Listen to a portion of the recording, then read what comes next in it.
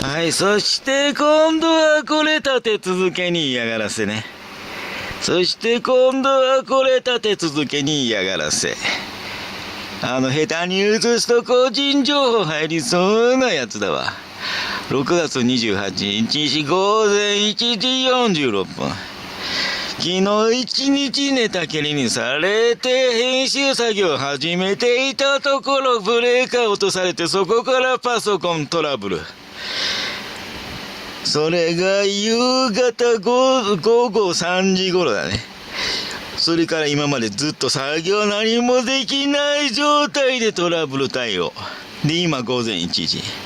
で、もう寝るわっつって、ファイヤースティックテレビ電源入れてみたらこれ。今度はこっちもこういう状態。全部連中の加害嫌がらせだから。